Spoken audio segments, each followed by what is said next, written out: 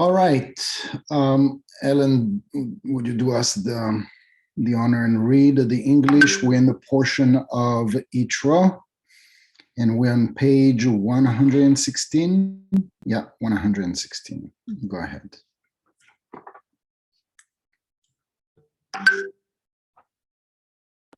Okay. This section offers several interpretations of, and Moses went up to Elohim, and Hashem called out to him of the mountain, saying. One explanation is that Moses went up to the place where the Shekhinah's wings are outspread. The discussion turns to the issue of perfection, and we hear that there is always awe or dread when in the presence of perfection of all. The title verse is then applied first to Moses, then to God, and finally to our four bonds of earth, air, fire, and water. Rabbi Shimon hears Rabbi Yesa tell of a dream where from Rabbi Yesa finally remembered and understood that Chokhmah was above, Tiferet below, and Malchut, the sanctuary of God that lay between them. The last interpretation reminds us that whoever comes to be purified is always assisted. ומשה עלה אל האלוהים ויקרא אליו השם מן ההר וגומר. ומשה עלה אל האלוהים להתרא דפרישן גדפוי דשכינתה כדאי דכתיב ויט השמיים וירד וגומר. Go ahead.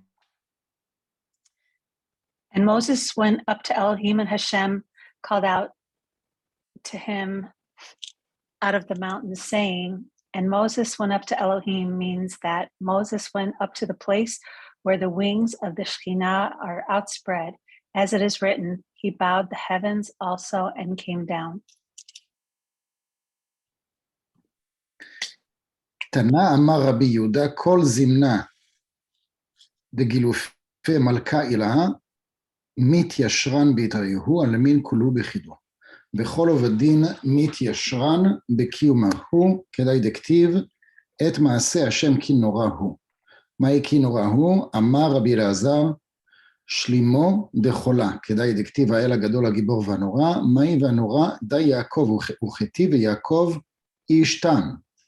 כתרגומו גבר שלים, שלים בחולה, כך כל עובדין דקודשה בריחו, שלמין בשלימו בקיומה שלים.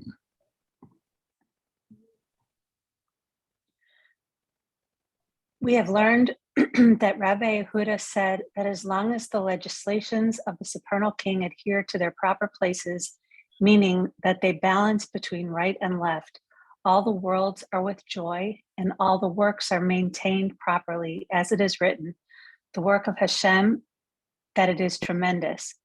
What does tremendous mean? Rabbi Elazar said that it is the perfection of all, as it is written, a great El, a mighty and a terrible. What does terrible mean? This is Jacob, the central column, for it is written, and Jacob was a plain man. Plain means, according to the Aramaic translation, a complete man, perfect in all. Thus, all the deeds of the Holy One, blessed be he, are perfect in wholeness and are perfectly maintained. Thank you. So we read in this portion the revelation on Mount Sinai. And as Moses goes up into the mountain to bring down the tablets, basically, to make a long story short, the story of the golden calf, etc., and the Ten Commandments, and everything that lays behind those tremendous secrets. Even like the verses that we just read, they're very mystical, very like, I would say, abstract, and doesn't look as practical than the rest of the portions. In the book of Genesis, things are, I would think more practical. And as we move forward, it gets more and more abstract with esoteric, mystical ideas, laws, and punishments, and all sorts of things like that. But in this portion, there are a couple of things that we can pull out from this portion as it talks about the father-in-law. And again, as we speak of people, we're talking more than just about people. We're talking about rules and secrets about our own spiritual work. For instance, in the second verse that we read, it talks about the balance between the right and the left. And if we are to talk about the meaning of that balance between the right and the left, like if we are to just define those few words over here, we are done defining what spiritual work is, and we'd be done with Kabbalah 1 to Kabbalah 20 if we are to not only understanding the meaning of the balance between right and left, but more specifically the practice of it, which sound simplistic and easy to do, but if it is presented here in the portion where he talks about the supernal king adheres to their proper places, etc. Like he talks about like every single individual that reached this place, this geographical, physical, metaphysical, spiritual, emotional place, have reached a level of prophecy. So when we're talking about a person who reaches a level of prophecy, applying the balance between the right and the left, it might be a bit different, or in comparison with how we handle the balance between the right and the left. We have spoken many times about the idea of the right and the left, which is to give and to receive. And it is one of the most fundamental law and rule of spirituality as the secrets of receiving, or should I say, connecting to the light force of the Creator to come into abundance, endless flow into each aspect of our lives. And for the light force of the Creator to come as such, as an accomplishment, a flow into each aspect of our life, would not be the cause. It would be the effect of our spiritual work, which is to do the balance between the right and the left. And so I've seen, and we see this all the time, especially with all the TikTokers and all the Facebook and Instagram generation. I mean, everybody nowadays is looking into becoming an influencer, somebody who is going to hit, the million, 10 million, 100 million views. And, besides the fact that they might make a lot of money, it is all about capturing something and share it with others. And in some of those videos, you can see some people that are, so it's all a scenario, and it is set up in advance. It's just that the subject, who just happened to be like a vagabond or a homeless or a poor person, doesn't know about the whole scenario. So there is like hidden cameras and whatnot. And this guy goes and offers this beggar or this homeless warm food and a lot of cash, and it makes the guy like so happy and tearful and whatnot. And I have no clue how this person is acting in his generosity and doing charity and taking care of the poor, besides this moment that was captured on the screen, that was captured, for, to get like people to view what he has done and recognized and like what he has done. Because, a lot of people that are in the social media, this is basically the obsession, is how many likes you get and how many comments you get and how much approval and recognition you get. And so when you do an act of sharing, it looks like we would say that it is appropriate to connect that to the right column. But then there is some mixed energy that is involved and that is infused in the action of that individual who is sharing, but at the same time, he's doing it with an agenda. He's doing it with a concealed, hidden desire to receive for the self alone. That is to get views, to get approval, to get recognition. That is that is a capture on Instagram or TikTok is going to reach that many tens of thousands or millions of viewers, so he can get basically paid for it, because a lot of people, do that, and that's the purpose of doing it. Really, it's to get recognized and to get noticed, so that you can, get a lot of audience and get paid for it.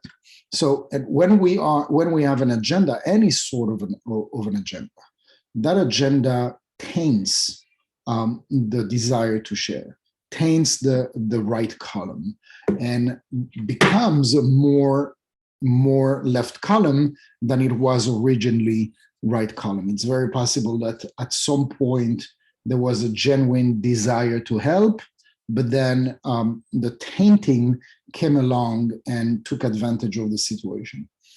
If we are to compare ourselves to somebody who is on the level of prophecy, that is a person who goes up in his level of consciousness and connects to the Creator the same way that Moses did in this picture. There are a lot of commentaries that are saying that Moses actually didn't go anywhere physically. He just sat there and he went into a meditative state, and that meditative state went on for 40 days and 40 nights. And so this is why, like, some people thought that he was done. They thought that he was dead. And there are a lot of stories of, it's not just stories. It's like people that are able to go into a meditative state, and people think that they're dead, but there is like a very low level of life in there that can sustain them for almost forever. And so Moses went into that level of the least possible desire to receive for the self alone of the body, and raised this consciousness to that of Elohim. And so for us, it's hard to understand, but what we can capture is that, if we are to project a little bit of what we're doing, this is what we do on the 9th of Av, and this is what we do on Yom Kippur. On Yom Kippur, we fast and we pray a lot and we do all those things. But really, the intent behind it is that we are to cancel, we are to wave away any type of comfort and desire to receive for the self alone, satisfaction and comfort of the body, so that we can enable on that specific day, on that window in time, the soul that can elevate like Moses did, that can elevate to the level of Elohim, so that we can connect. And once the connection is done, we can download this energy, not only for ourselves, but also for all the people concerned around us, our friends, family, students, parents, neighbors, all people that we care about, and all the people that we love that are in our lives. And if we are by extension to extrapolate and to compare, this is what Moses did. He basically elevated his consciousness, went into zero giving to the body, and so to enable his spirit and his soul to elevate to the level of Elohim, so that the tablets can be revealed. And so that it be knowledge, that it be something physical, that it be wisdom that was revealed, that was written or taught by the hand, by the mouth of God or whatnot. He came back with that tremendous light that had the potential to eradicate a desire to receive for the self alone for good and forever. Unfortunately, while he was doing it, everybody around him was busy fighting and arguing and saying that he's not coming back, and doubting, which is the worst that can happen when you're trying to do something that is so pure, to inject a doubt and uncertainty and try to create a split, which is what happened. Now, to all the people that were involved in that split into the golden calf, etc., they perished, not because of consequences from the creator, but consequences from them, that they said, I wanted to go to Mount Sinai, I want to elevate my consciousness to that level, but they burned themselves. And so they could have stayed in Egypt, right? The mixed multitude or whatever, Israelites that were involved also in the golden calf. Most of the people that were instigators of the golden calf and the doubts and the hatred and calling for the death and getting rid of Moses, there were the mixed multitude. They were basically Egyptians, not Israelites, Egyptians that converted into wanting to become like the Israelites. And Moses, at the objection of the creator, let them follow them, and he ensued into all sorts of disasters and catastrophes and doubts. And all the time, every single time that in the portion, it says the Israelites were doubting Moses, so they wanted to take him out of power, it was instigated many times by the mixed multitude. Again, coming back to what we're discussing here, if I was to just talk about these few words in capital, the balance between the right and the left, this is the secret of our spiritual work. If we are able not only to understand the balance between the right and the left, and imagine that you are holding the scale, and on both sides there are extremely heavy weight actions, opportunities, and counters that can reveal not only light and tremendous experiences in your life, but in the people that are by extension connected to you. You're in the middle, you're in the center, and you're holding both of them, and you need to hold the balance. That can be a very difficult, excruciating, maybe even type of effort. But what I want to take out of that is not the torture side of things, but the amount of effort that it takes to keep the balance between the right and the left. Now, the balance, it sounds like we needed to do more restriction on the left, which is the desire to receive for the self alone. But in truth, Satan is not going to be disguised the most in the place where it's the most obvious, which is the desire to receive for the self alone. Satan, the opponent, is going to be disguised in his most master chief disguise, where it is the least obvious.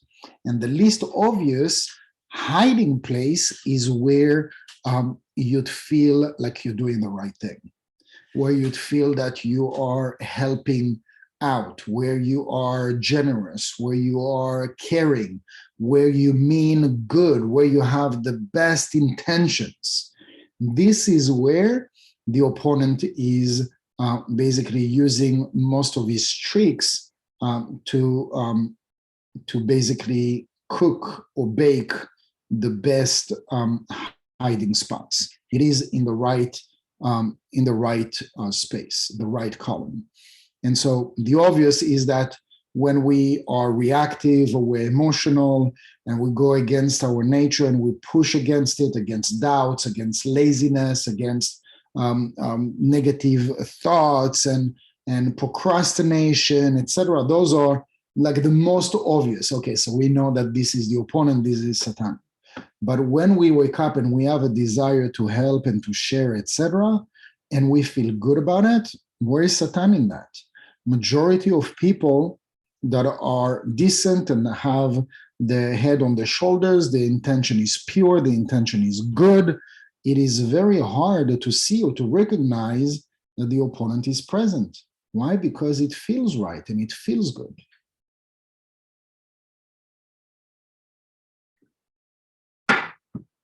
Any questions before we continue?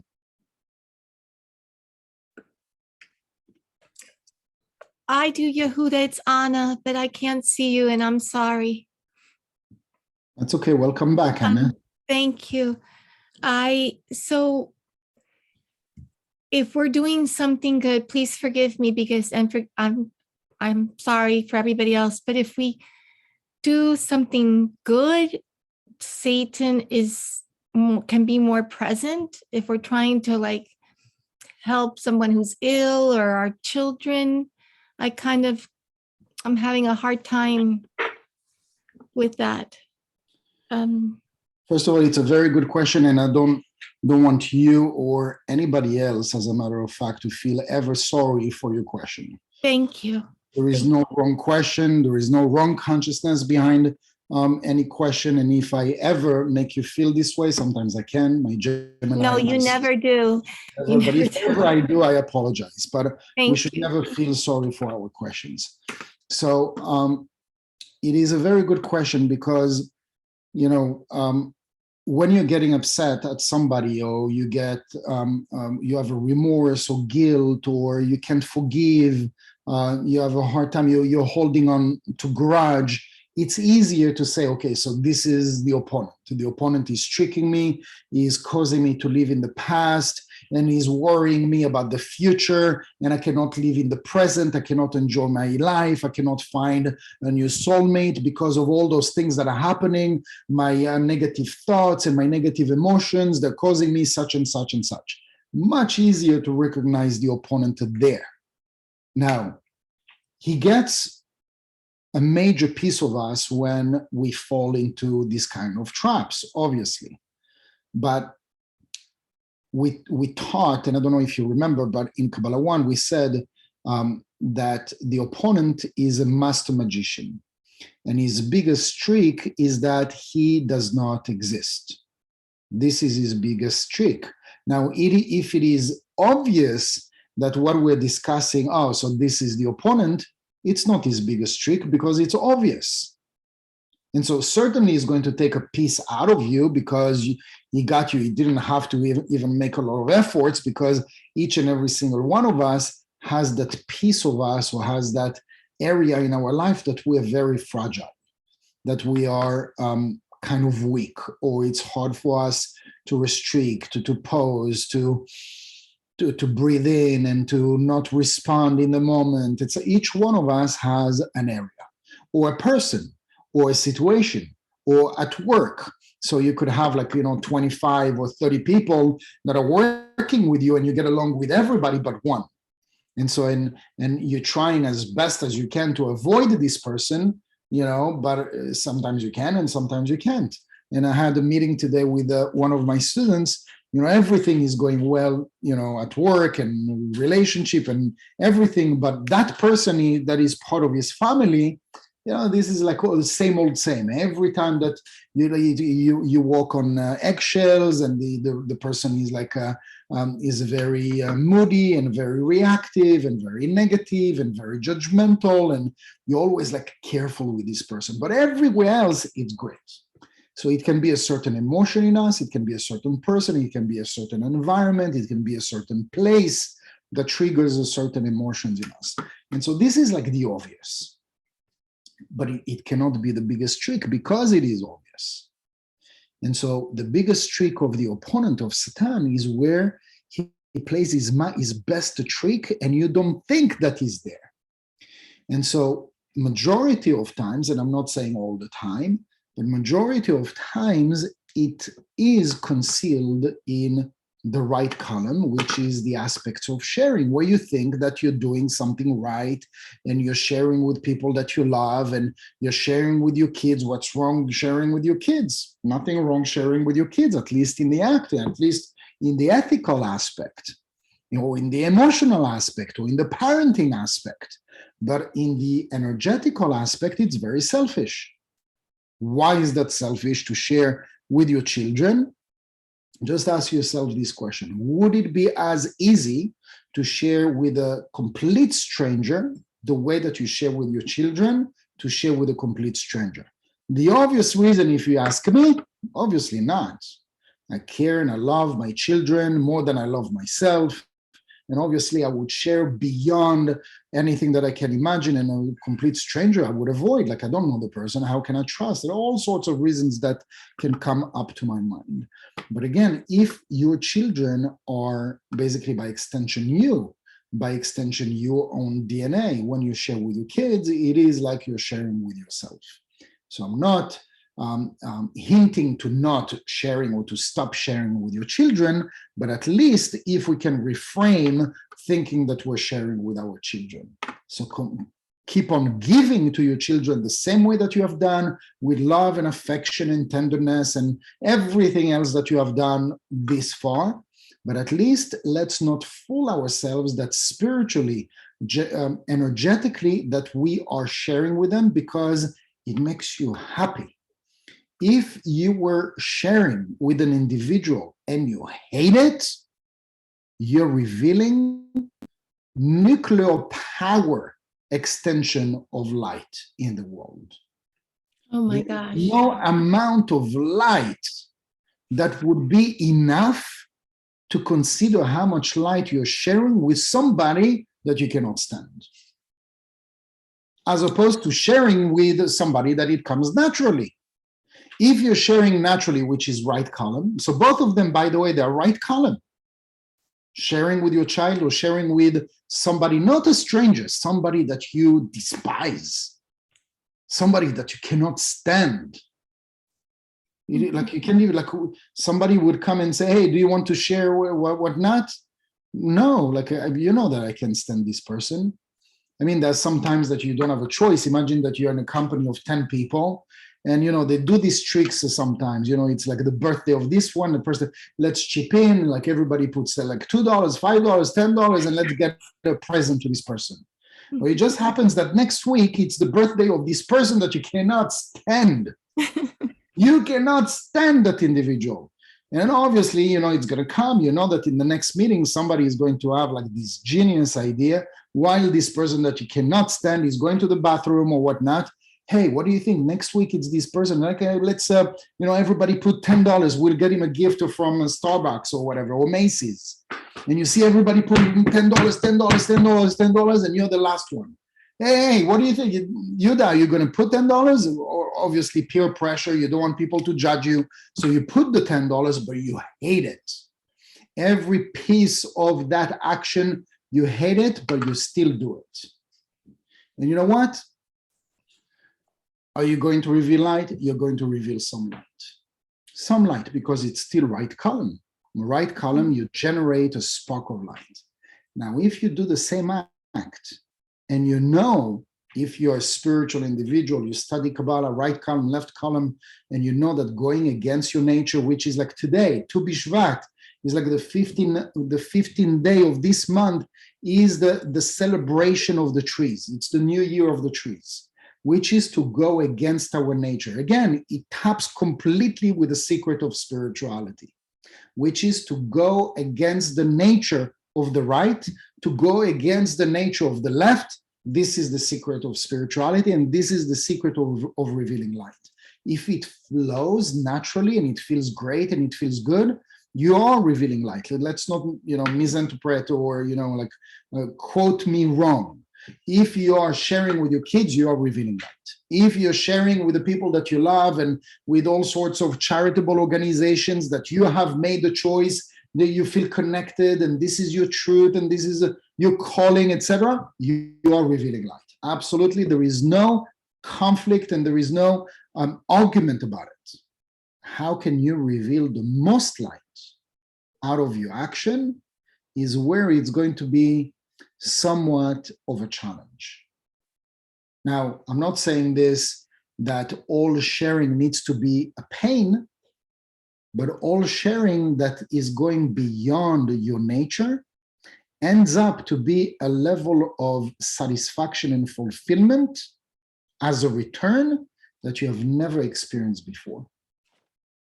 Imagine, like, for example, somebody, like a close person comes and says, like, for example, like if I was living nearby, you know, mountains and whatnot, you know, to go hiking. I hate hiking. It's not my cup of tea at all. But imagine that, you know, like to make this person happy, like it would be like such a tremendous going out of my comfort zone, but I'm going to make that person happy. And we go and I struggle a little bit and whatever. And at the end of the day, it wasn't so wrong, but it made that person that I care about so happy. my level of fulfillment is going to be exponential, more than I ever imagined, not because I liked the hiking, but because I made this person happy with my sharing. And it went totally against my comfort zone was to stay home on the couch. I get it. Yeah. But to go against that comfort zone, I Mhm. did something for somebody else. I understand. Now, if the comfort zone is to share, the going against your comfort zone is not to stop sharing. Going against your comfort zone to share is to continue sharing however you were sharing until now, but to find areas, people, situations that you can share that is not as easy for you. And if you're not looking for it, it's going to come to you because you're asking for it. You're asking the universe, please give me opportunities to share. We need to watch what we're asking for. If you're really asking for opportunities to share in the language of the universe, it is never to share with somebody that you love. If you're asking for opportunities to share, what is the purpose to share? The purpose to share is to generate the most light in your life. And from the perspective of the universe, to serve you asking to share so that you can receive the most light is to put you in a situation that you can convert this action in the most light possible. And likely the chances that if you are in your inner being really truly asking to share, the universe is going to give you an opportunity that likely is not going to be an easy one. You just need to be there to show up when it comes to you, to recognize that this is the opportunity that you asked for. Because if it comes and it's easy, don't be like, oh, thank you, God, I was looking forward to share with my neighbor that I love so much. Likely the chance, if you ask to share and to reveal the most light with your sharing, it's going to come through a situation that you didn't expect and it's taking you out of your comfort zone. But the result, you feel amazing. Not during. During, likely the chance, throughout the process, you don't feel good. It doesn't feel good. Physically, emotionally, it doesn't feel good. It feels wrong. But not wrong, but it doesn't feel like you're taking yourself out of your comfort zone. It's like, if and when I'm starting again to go to the gym, I really dread the days that I'm going to go out to the gym. But every time I know, because I've been there, that I'm finished with a session and I'm done for the day, it feels so good. Really good. It feels so good. But one of my favorite machine, by the way, at the gym is the stairs. And you cannot, I don't have a word to describe how much I despise this machine. I despise it. I hate it. Especially in my first session that I'm going on the stairs and I'm activating it. Like I'm doing 20 stairs and I'm done. Like I'm so tired and I'm pushing myself for 10 minutes, 15 minutes. And it's so hard. And I'm done on that first session, for the last 6 or 18 months or whatever that I didn't go to the gym. And it feels excruciating. And you know what? The second time and the third time, I'm able not only to finish the 15 minutes, but it's less painful. And the third time and the fifth time and the 10th time, I'm saying, let's increase it to 20. And it feels so good. But then I remember the first time, it was literally and physically and emotionally. It's a struggle with my mind. How many times my mind says, press the stop button. So in the same way that I'm using that metaphor, it's not a metaphor for me because it's a real case, true story case, but we can use this metaphor in our life. In those situations where 100 times your mind is saying, press the button, the stop button. Right. Do not share, do not call, do not go out of your comfort zone. What did this person do for you? And they're only been mean and nasty and whatever. Why would you ever think about doing something like that? And after you're done, you're going to feel exactly the same way as I feel after I'm done with the stair machine. Thank you. I understand. Long version answer. The analogies and metaphors helped. Thank you. I understand. Any other question, guys?